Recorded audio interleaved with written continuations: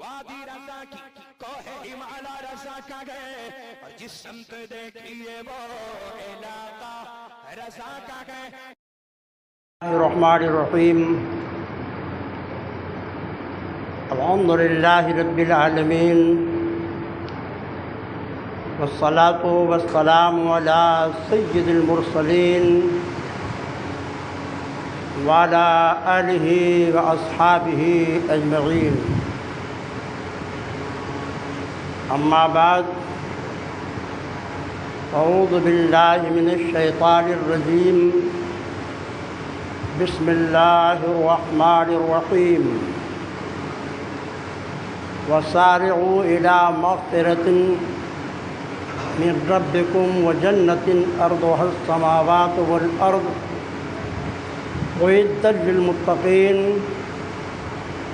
الذين ينفقون في السراء والضراء والكاظمين الغيظ والعافين عن الناس والله يحب المحسنين. صدق الله العظيم.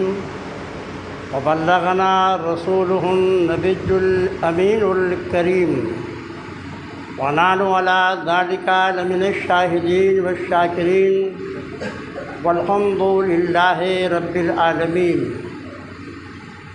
معزز سامعین، نوجوان دوستوں، عزیز بچوں، آئیے پہلے مورات مل کر آقائے نامدار، مدنی تاجدار، دو عالم کے مختار سید عالم صلی اللہ علیہ وسلم کی بارگاہ ناز میں ہدیہ درود و سلام پیش کر لیں. اللہم صلی علی سیدنا و نبینا مولانا محمد کما تحب ترضی بان تصلی علیہ صلاۃ و سلام علیک یا رسول اللہ صلی اللہ تعالی علیہ وسلم. معزز سامعین،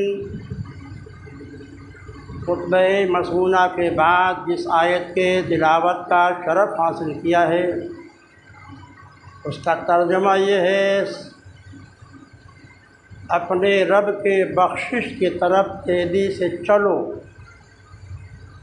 اور اس جنت کی طرف تیزی سے چلو جس کی چوڑائی آسمان و زمین کے برابر ہے، جو متقین کے لیے تیار کر رکھی گئی ہے. پھر متقین کے اوصاف بیان فرماتے ہوئے اللہ ارشاد فرماتا ہے: الذین ينفقون فی السراء والضراء. متقی وہ لوگ ہیں جو اپنے مال کو خرچ کرتے ہیں خوشحالی کے وقت میں بھی اور تنگ دستی کے وقت میں بھی. یہ پہلی صفت بیان کی گئی. دوسری صفت بیان کی گئی والکاظمین الغیظ، جو لوگ غصے کو پی جاتے ہیں. تیسری صفت بیان کی گئی والعافین عن الناس، اور لوگوں کو معاف کر دیتے ہیں. پانچویں صفت بیان کرتے ہوئے اللہ نے فرمایا واللہ یحب المحسنین، اللہ محسنین کو دوست رکھتا ہے. معزز سامعین،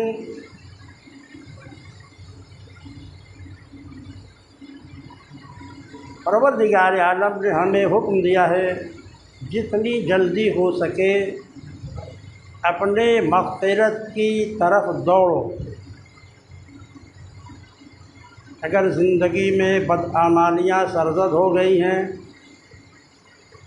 انسانی فطرت ہے کہ شیطان ان کے پیچھے لگا رہتا ہے اور پوری کوشش کرتا ہے کہ اس انسان خاص کر مومنین کو کسی نہ کسی گناہ کے کام میں ملوث کر دے تاکہ وہ اللہ کی مغفرت اور جنت کے دخول اولی کے حقدار نہ ہو سکے. تو شیطان ہمارے آپ کے پیچھے لگا ہوا ہے، وہ پوری کوشش کرتا ہے کہ آپ سے گناہ کرائے، کسی کے ہاں چوری کرائے، غصب کرائے، بدکاری کرائے، شراب نوشی کرائے، تاکہ پروردگار عالم کی مغفرت و بخشش کی آپ مستحق نہ ہو سکیں. مگر عزیزو، ایک صحابی تھے، اللہ کتنا بڑا رحمان الرحیم اور کریم ہے. حضور کی بارگاہ میں حاضر ہوئی اور عرض کیا یا رسول اللہ میں نے بہت زیادہ گناہ کر دیا ہے، گناہوں سے میری زندگی ڈوبی ہوئی ہے، کیا میں اللہ کی مغفرت اور بخشش سے حقدار ہو سکتا ہوں؟ سرکار نے ارشاد فرمایا کیا تمہارا گناہ زمین و آسمان سے بھی بڑا ہے؟ انہوں نے کہا کہ یا رسول اللہ اس سے بھی بڑا ہے۔ تو فرمایا کیا ریت کے ذروں سے بھی بڑا ہے؟ ریت کے ذروں سے بھی بڑا ہے، سمندر کے قطروں سے بھی بڑا ہے؟ یا رسول اللہ اس سے بھی زیادہ ہے۔ تب آپ فرماتے کیا اللہ کے قدرت سے بھی زائد ہے؟ کہا نہیں یا رسول اللہ، میں تو خدا کی بارگاہ میں صرف دل سے توبہ کر لو، بڑا رحیم و کریم ہے پروردگار عالم، تمہارے گناہوں کو بخش دے گا۔ دوسری حدیث شریف میں سرکار فرماتے ہیں التائب من الذنب، گناہوں سے توبہ کرنے والا ایسا ہی ہو جاتا ہے جیسے اس نے گناہ ہی نہ کیا۔ عزیزان محترم، آج پوری دنیا اسلام اور مسلمان اسلام دشمنوں کے طاقت کے زد میں ہے۔ ہندوستان ہی کی بات نہیں ہے، تمام ملکوں میں جو ظلم و ستم مسلمانوں پر ہو رہا ہے، قرآن نے پہلے فرما دیا ہے وما اصابکم من مصیبت فبما کسبت ایدیکم، تمہیں جو مصیبتیں پریشانیاں پہنچتی ہیں یہ تمہارے بدعمالیوں کا نتیجہ ہے۔ اس لیے ہمیں چاہیے کہ ہر وقت ہر لمحہ اللہ کی بارگاہ میں توبہ و استغفار کرتے رہیں۔ خدا جانے کس وقت موت کا فرشتہ آ جائے اور آپ پہ روح قبض کر کے دنیا سے چلا جائے، تو یہ سوچ کر کے آپ توبہ نہ کریں کہ ابھی تو بڑی عمر باقی ہے، ابھی 20 سال کے ہیں، 50 60 سال 70 سال ہمیں زندہ رہنا ہے۔ کوئی ضمانت دے سکتا ہے کہ آپ کی زندگی کتنی ہے؟ اس لیے کبھی بھی اگر کوئی گناہ سرزد ہو جائے تو اس کے توبہ کرنے میں نہایت عجلت سے کام لینا چاہیے کہ اللہ کی بارگاہ میں وضو کر کے آئیے، 2 رکعت نماز ادا کر لیجیے اور پھر تھوڑی دیر اللہ کی بارگاہ میں حمد و ثنا پڑھیے، نبی کی بارگاہ میں درود پڑھیے اور پھر سرکار کو وسیلہ بنا کر اپنے گناہوں سے پروردگار عالم سے بخشش چاہیے۔ اللہ بڑا رحمان الرحیم و کریم ہے، آپ کے گناہوں کو بخش دے گا۔ عزیزان محترم، اس لیے قرآن نے کہا وَسَارِعُوا، تیزی سے چلو، جتنی جلدی ہو سکے اپنے رب سے اپنے گناہوں کی بخشش طلب کرو۔ تم نے گناہوں کی بخشش طلب کی تو مجدہ سنایا جاتا ہے، پھر تمہارے لیے وہ جنت ہوگی جس کی چوڑائی آسمان و زمین کے برابر ہے۔ اب آپ غور کریں، جس جنت کی چوڑائی آسمان و زمین کے برابر ہے اس کی لمبائی کتنی ہوگی؟ وہ نعمتیں اللہ نے جنت میں آپ کے لیے چھپا رکھی ہیں جس کو حدیث شریف میں فرمایا گیا ما لا عین رأت ولا اذن سمعت ولا خطر علی قلب بشر۔ اللہ نے ایسی نعمتیں آپ کے لیے جنت میں تیار کر رکھی ہیں جسے نہ کبھی کسی آنکھ نے دیکھا ہے، نہ کسی کان نے سنا ہے، نہ کسی دل پر خطرہ گزرا ہے۔ بزرگان دین کی نظروں میں وہی آخرت کی نعمتیں سمائی رہتی ہیں جس کی وجہ سے وہ دنیا کی نعمتوں کی طرف اپنا چہرہ اٹھا کر نہیں دیکھتے، ہر وقت ہر لمحہ اللہ کی بارگاہ میں ذکر و فکر میں مشغول رہتے ہیں اور اسی نعمت کے حصول کی ہر وقت کوشش کرتے رہتے ہیں۔ پھر قرآن کہتا ہے کہ جنت کس کے لیے بنائی گئی ہے؟ اعدت للمتقین، یہ جنت جس میں ایسی نعمتیں ہیں یہ تیار کی گئی ہے متقین کے لیے، اللہ سے ڈرنے والوں کے لیے۔ متقی کے لغوی معنی ہے بچنے والا، پرہیز کرنے والا، یعنی اللہ کی نافرمانیوں سے بچنے والے، یہی حقیقت میں متقی اور پرہیزگار ہیں۔ तक़वा से बना है मुत्तकी। तक़वा के 3 मदारिज हैं, एक है तक़वल अवाम, एक है तक़वल ख़वास, एक है तक़वा अख़स्सुल ख़वास। आवाम का तक़वा ये है कि वो कुफ्र से, शिर्क से तौबा होकर दामन इस्लाम में पनाह ले लें। ये आम मुसलमानों का तक़वा है कि कुफ्र न करें, शिर्क न करें, अपने आप को कुफ्र और शिर्क से बचाएं और इस्लाम के दामन में पनाह ले लें। ये है आवाम का तक़वा। एक है ख़वास का तक़वा। अभी जब तक़वा और परहेज़गारी बोला जाता है तो इससे मुराद यही तक़वा होता है।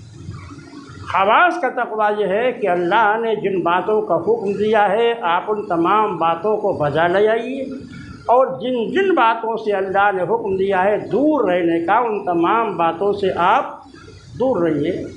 इस्तिलाह में जो मुत्तकी और परहेज़गार बोला जाता है वो ऐसे ही लोगों के लिए बोला जाता है कि फलां शख्स मामूरात इलाहिया को बजा लाता है और ममनूहात शरीयत से बचता है, यानी जिन जिन चीज़ों का अल्लाह ने हुक्म दिया उन चीज़ों को वो करता है, और जिन चीज़ों से अल्लाह ने रोक दिया उन चीज़ों से अपने आप को रोकता है।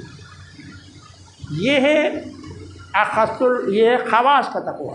और एक है अख़स्सुल ख़वास का तक़वा। ये सिर्फ़ अंबिया किराम को हासिल होता है कि वो दुनिया से कट कर दुनिया के खालिक व मालिक की तरफ अपने आप को हर वक्त मुतवज्जा रखते हैं। तो जो लोग मुत्तकीन हैं, अल्लाह ने इस जन्नत को इन्हीं के लिए तैयार कर रखा है। फिर मुत्तकीन की पहली सिफत अल्लाह बयान फरमाते हैं, अल्लज़ीना युनफ़िक़ूना फ़िस्सर्राई वद्दर्राई। मुत्तकी वो लोग हैं जो अपने माल को खुशहाली के वक्त भी खर्च करते हैं और तंगदस्ती के वक्त भी खर्च करते हैं। ये नहीं कि जब माल की खूब फरावानी होती है तब तो वो खर्च करते हैं, लेकिन जब तंगदस्त हो जाते हैं तो अपने हाथों को रोक लेते हैं। कुरान कहता है कि मुत्तकीन वो लोग हैं कि जो अपने माल को खर्च करते हैं खुशहाली के वक्त में भी और तंगदस्ती के वक्त में भी। अब इस आयत मुक़द्दसा की तफसीर आप सहाबा के ज़िंदगी से समाअत फरमाएं। कुरान ने कहा मुत्तकी वो लोग हैं जो अपने माल को खुशहाली के वक्त में भी खर्च करते हैं और तंगदस्ती के वक्त में भी खर्च करते हैं। इन्फाक और सदक़ा से मुताल्लिक़ जब आयतें नाज़िल हुई तो हदीस की तमाम किताबों में है कि उस वक़्त सहाबा बहुत गरीब थे, हिजरत करके मदीना आए थे। उनकी ज़मीनें, उनके मकानात, उनके बाग वगैरह पर वहाँ के मुशरिकीन ने कब्ज़ा कर लिया था। वो अपनी जान बचाकर ईमान के साथ मदीना आए थे। लेकिन जब आयतें इन्फाक नाज़िल हुई तो हाल ये था गुरबाए सहाबा का कि अब हाथ में रस्सी लेते थे, जंगलात में जाते थे, लकड़ियाँ तोड़ते थे और मदीना के बाज़ार में लाकर लकड़ियों को बेचते थे, और जो मुआवज़ा मिलता था आधा मुआवज़ा अपनी बीवी और बच्चों के खर्च के लिए रख लिया करते थे और आधा मुआवज़ा वो अल्लाह की राह में खर्च कर दिया करते थे।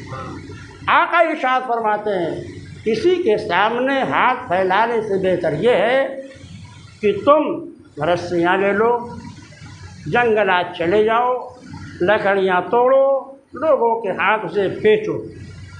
ये इससे बेहतर है कि तुम लोगों के सामने 10 से सवाल दराज करो, पता नहीं वो देता भी है कि नहीं देता। तो अपने मेहनत की कमाओ।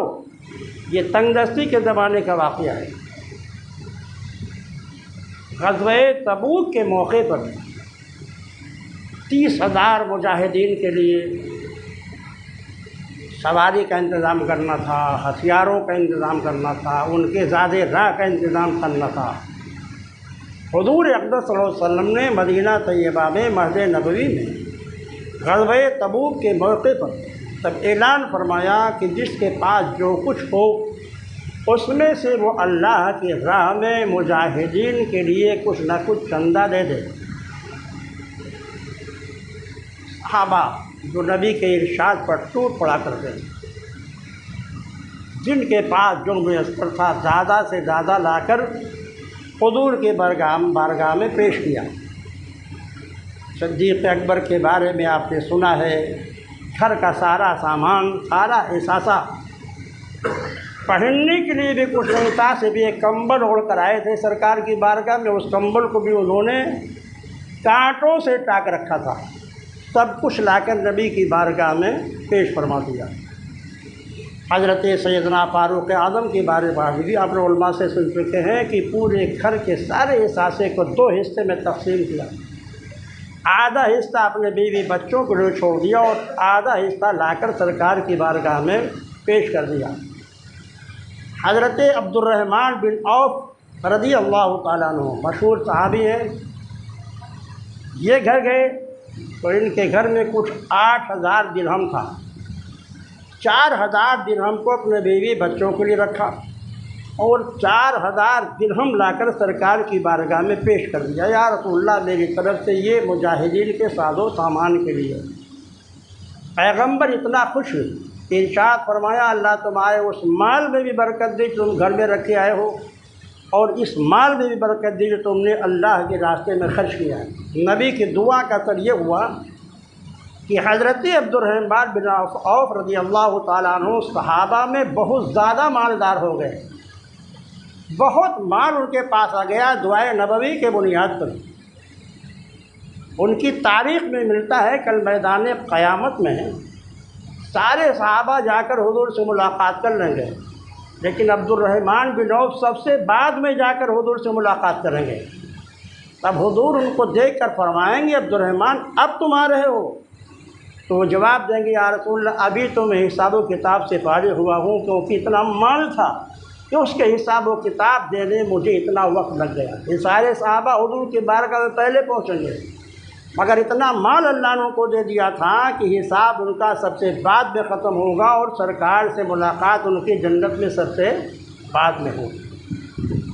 حضرت عثمان غنی رضی اللہ تعالیٰ عنہ، ان کے بارے میں بھی سنا ہے آپ نے علماء سے، ایک روایت میں ہے 300 اونٹ پورے ساز و سامان کے ساتھ اور ہتھیاروں کے ساتھ، ایک روایت میں 1000 اونٹ پورے ساز و سامان کے ساتھ حضور کی بارگاہ میں لے کر آئے اور عرض کیا یا رسول اللہ یہ اونٹ آپ مجاہدین میں تقسیم کر دیے، اس میں ان کے ہتھیار بھی ہیں، ان کے زیادہ راہ بھی ہیں۔ اس کے بعد 10,000 درہم سرکار کے دامن میں انہوں نے ڈال دیا۔ حضور اتنا خوش ہوئے کہ روایت میں آتا ہے کہ آپ کے درہم کو لے کر یوں اچھالا مسجد میں اور فرمایا کہ آج کے بعد عثمان کچھ بھی کریں اللہ تعالیٰ ان سے مواخذہ نہیں فرمائے گا۔ اغنیا صحابہ کا یہ حال تھا۔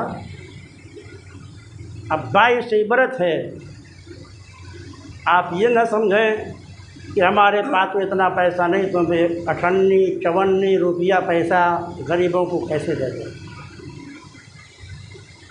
ابو عقیل انصاری ایک مشہور صحابی ہیں، بہت غریب تھے۔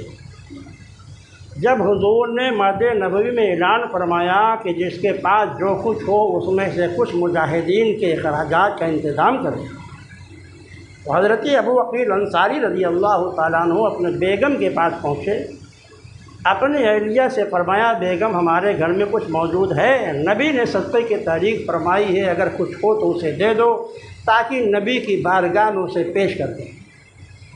بیگم نے کہا کہ شریک زندگی گھر میں اس وقت کچھ بھی نہیں ہے، کچھ ہے ہی نہیں۔ جسی نبی کی بارگاہ میں بطور چندہ پیش کیا جائے تو ان کی حالات زندگی میں ملتا ہے۔ وہ ایک یہودی کے باغ میں پہنچے، یہودی سے انہوں نے کہا کہ یہ بتاؤ اگر ہم پوری رات تمہارے باغ میں رہ کر تمہارے کھجوروں کے درختوں کو سیراب کر دیں تو تم معاوضہ کتنا دو گے؟ اس نے کہا ہم آپ کو 2 ساق کھجوریں معاوضے میں دیں گے، ایک سا 4 کلو 90 گرام کا ہوتا ہے۔ اس نے یہ کہا کہ ہم آپ کو 2 سا معاوضے میں دیں گے اگر آپ رات بھر ہمارے باغ کو سیراب کریں گے۔ لگ گئے باغ کو سیراب کرنے، پوری رات انہوں نے یہودی کے باغ کو سیراب کیا، اور جب صبح ہوئی 2 सा खजूरें लेकर अपने घर पहुँचे। 1 सा खजूरों को अपने बीवी बच्चों को लिए रख दिया और दूसरा जो सा था वो उसे लाकर हुजूर की बारगाह में पूरा वाक़या बयान करने के बाद पेश किया कि या रसूलल्लाह, आज की पूरी रात मैंने जो कुछ कमाया था और मेरे घर में जो कुछ था उसका निस्फ 1 सा मैं अपने बच्चों के लिए रखाया हूँ, और ये 1 सा सरकार आपकी बारगाह में बतौर तहरीक मुजाहिदीन के लिए अर्ज़ है। आक़ाए कायनात हुज़ूर शाह फरमाते हैं, अबू अकील, ये 1 सा जो खजूरें लेकर आए हो ना, ये मादे नबवी में जो खजूरों का ढेर लगा है, जाओ उस पर बिखेर दो ताकि अल्लाह ताला इस खजूर के सदक़े में वो सारे सदक़ात को कबूल फरमा ले। कभी ये नहीं सोचना चाहिए कि 1 रुपया 2 रुपया 5 रुपया गरीब को कैसे दें। अज़ीज़ान मोहतरम, अल्लाह जितनी तौफ़ीक़ दे, अगर आपके पास है तो हाजतमंदों की मदद करते हुए शर्माए नहीं। चाहे दीन की मदद हो, चाहे गरीब मुसलमान की हाजत को दूर करना। ये मुत्तकीन की एक आला सिफत बयान की गई कि वो हैं जो अपने माल को खुशहाली के वक्त में भी खर्च करते हैं और तंगदस्ती के वक्त में भी खर्च करते हैं। खर्च करने में, गरीबों को देने में, मिस्कीनों को देने में, मदरसे, यतीम खाने, हाजतमंदों को देने में एलानिया करके आप दें या छुपा करके आप दें, इस मसले को भी दिमाग में आप बिठा लीजिए। इस पर उलमा का इत्तफ़ाक़ है। अगर ज़कात की रकम है, सदक़े वाजिबा की रकम है, मसलन ईद-उल फ़ित्र की रकम निकालना है आपको, या कोई नज़र मानी थी आपने कि अगर मेरा ये मरीज़ शिफा पा जाएगा तो हम इतना पैसा गरीबों में सदका करेंगे, ये नज़र है, ये भी सदक़े वाजिबा में दाखिल है। ज़कात की रकम है या सदक़े वाजिबा की रकम है, उसे एलानिया देना मुस्तहब है। एलानिया देना, छुपा के नहीं दिया जाए, एलानिया दिया जाए। इससे 2 फ़ायदे होंगे। एक फ़ायदा ये होगा कि जो दूसरे गनी और मालदार लोग हैं उनको इबरत हासिल होगी कि फलां शख्स अल्लाह के राह में गनी होकर खर्च करता है तो हम क्यों ना खर्च करें। तो दूसरे गनी को इबरत होगी और साथ ही उस देने वाले पर लोग तोहमत नहीं लगाएंगे कि बिल्डिंग तो इतनी बड़ी है, माल तो इतना है, मगर कभी इसको मैंने ज़कात देते हुए देखा ही नहीं। तो 2 फ़ायदे होंगे। आप मुत्तहम नहीं होंगे, लोग आप पर तोहमत नहीं लगाएंगे कि आप ज़कात नहीं अदा करते, और दूसरे लोगों को आपके देने से इबरत भी हासिल होगी और उन्हें भी आगे बढ़ने का मौका मिलेगा। अगर सदक़े नाफिला है, इसे छुपा के देना बेहतर है। हदीस शरीफ में फरमाया गया कि दाहिना हाथ खर्च करे तो बाएं हाथ को भी पता ना चले, यानी इतना छुपाया जाए। जिस कदर छुपा करके आप देंगे उसका सवाब उतना ही ज़्यादा बढ़ जाएगा। हज़रत ज़ैनब को मुखातब करके सरकार ने फरमाया था, अर्ज़क़ी मस्तताते, ए ज़ैनब, जितनी ताकत है देती रहो लोगों को, थैली का मुँह बंद मत करना, वरना अल्लाह भी तुम्हें देना बंद कर देगा। और गिन गिन के ना देना, गिन गिन के दोगी तो उसका अज्र भी अल्लाह गिन के देगा। आप डालो जो निकल आया, 2 रुपये 4 रुपये 5 रुपये 10 रुपये, देखो भी नहीं, छुपा के दे दो। ये सदक़े मुस्तहब्बा और नाफिला के बारे में है। ना गिनो, ना लोगों के सामने ज़ाहिर करो, बेहिसाब दो ताकि तुम्हें अल्लाह बेहिसाब अता फरमाए। तो ये पहली सिफत है एक मुत्तकीन की कि जो लोग अपने माल को खर्च करते हैं अल्लाह के रास्ते में, खुशी के वक्त में भी और तंगी के वक्त में। सिर्फ 5 में बाकी रह गए, इसलिए इंशाअल्लाह बकिया सिफात का तज़किरा आइंदा जुमा को होगा। परवरदिगार आलम हमें और आपको ज़्यादा से ज़्यादा अपनी राह में खर्च करने की तौफ़ीक़ अता फ़रमाए।